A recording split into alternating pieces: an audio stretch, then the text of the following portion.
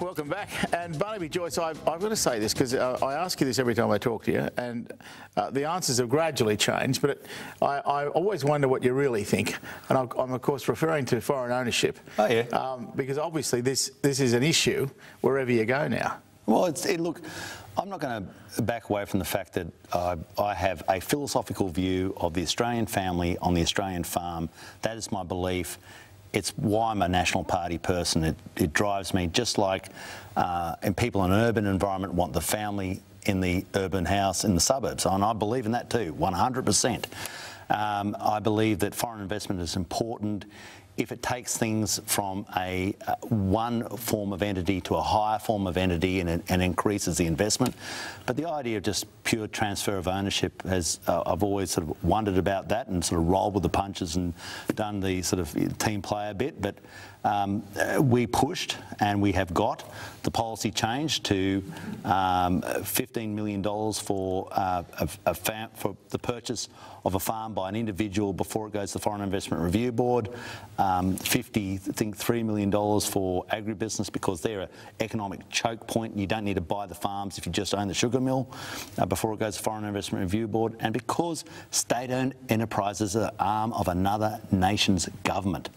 For land, it should be $1 and it stays at $1 because that is so important. Because I do not think that my muscles are so big that I can argue with a country that's vastly more powerful than me and tell them what to do. I'm not naive. I know that is an argument. To be honest, I would lose. It doesn't matter, what you think. You see some of the complexities right now of having to deal with other nations' governments. Let's make sure that we're at arm's length, we trade, we make money, we have investment where it takes it to a higher form of asset, where it's good for our nation, but let's make sure that we look after our own people. What about the register? Have we got the register right now? No, we haven't. The only place there's a register is in Queensland, and as part of our policy, it's got to roll out across the nation. We would prefer if that was done by the states because they run their titles office, in the Torrens title system. So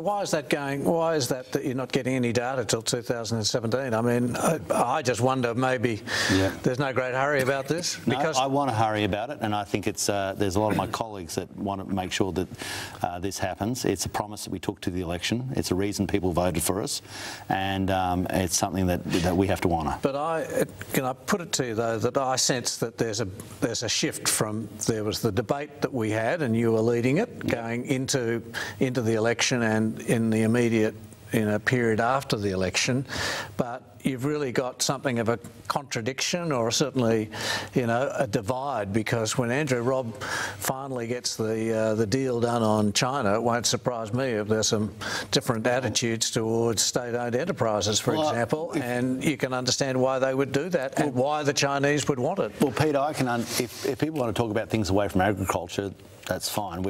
Our issue is from farmland, agribusiness. That's where we concentrate on. I do note that the Liberal Party are running a campaign, an inquiry right now about the purchase of domestic housing, and apparently it's got a lot of support. Now, for my part, that's fine, but we can always build new houses. We're not going to run out.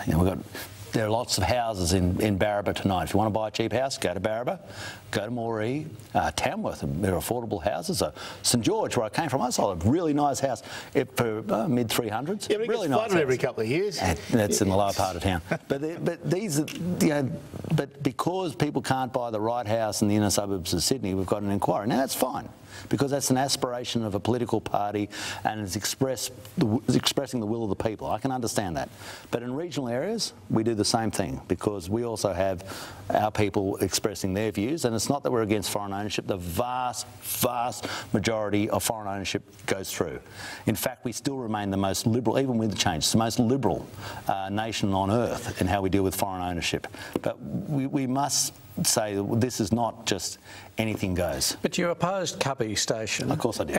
And it's our biggest farm. And looking back on it now, 12 months or whatever it's been, I mean, do you really feel it's been, so detrimental to Australia? Yeah, and the whole range of those. See, Peter, what happens in these things is people hear half the debate. They don't hear the other half. There are a lot of other buyers in the market for Cubby Station who would be asking right now. In fact, major business houses in this city where I am sitting now, who feel that they didn't get the proper access to all the details of that deal because they were interested and they were Australian. But that might be the case. But the real question, though, is, is the Cubby Station situation, operating economically? Are there people still being employed, investments being made? I mean, if that is the case, really, why should they be discriminated against because they're foreigners? No, Peter, there are other people from our...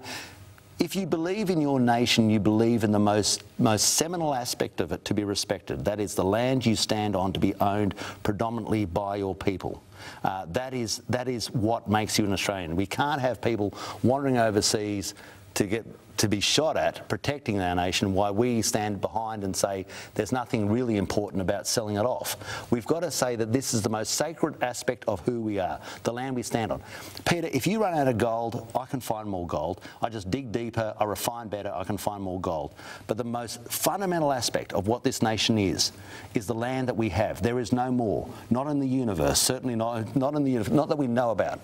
And prime agricultural land, which Cubby Station was irrigated, prime agricultural land, was an extremely important facet of that. And I just, and I've got on the wrong side of a lot of people in my own district about this, but it is a view I have. It's a view the National Party has. If you're talking like this, I'd have to almost vote for you, which would be shocking. I couldn't possibly do it, but I'd have to think seriously about it. It's not a long walk. There's only a little bit of timber between us. What are we talking about? 10%? 10% of Australia's land mass? Something like 12, that. But 12% of our land mass, 12% of our land mass, Peter, is quite a bit. I mean, if I said 12 or 12%, well, but it's one in every eight. One in every 8 houses in your street is owned by somebody else. Are you happy with that? Well, it's been the case for a long time in Australia. It's growing exponentially. It'd actually be the size of Victoria or more, wouldn't it? Yeah. But Australia has been, developed with foreign capital and our own, to the benefit of all Australians. Our own. In fact, we've had to sell water back because we overdeveloped. The Australian people overdeveloped water, so the government went in and started buying our water licences back. We didn't want them to buy them back. It was a government policy to buy them back. We apparently, every tree is sacred now. You've got to light a candle in front of one because we apparently, the Australian people, our own farmers, overdeveloped. And now we have people saying, on one hand, oh, well, we can't develop, but then they've got all these other caveats, apparently, because we overdeveloped. I mean, please, God, make up your mind. Well, I'm with you on the planning, but that's another issue. Can I ask you, just totally out of your realm, but you do live in Tamworth. There's been a huge issue there with a young man with terminal cancer, and there's an issue about the medical use of cannabis.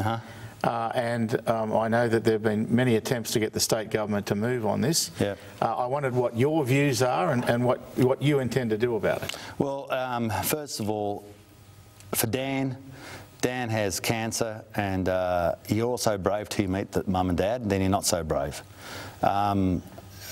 If someone has got cancer, and I hope and pray to the dear Lord that Dan gets through it, but you want to make sure that you're doing whatever you can to assist that family. Now, that is a vastly different situation to someone who wants recreational use of cannabis, which has THC in it, which is as a cannabinol,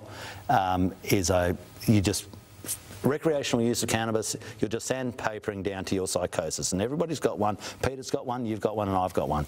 And if you want to bong on, you'll sandpaper down to your psychosis and you'll have a problem. But if someone has a terminal cancer and this system alleviates some of the issues associated with that dire predicament, then, just like we have opioids, opiates to assist people, just like you have lysergic acid to assist people with psychosis, LSD, then if there is some medicinal purpose to cannabis that can be authorised by the proper medical authorities and delivered by a doctor then I don't think I've got a big argument against that. I hope not, and I really do hope that Mike Baird does something about it in New South Wales, because it's just something that screams out to me that needs to be done.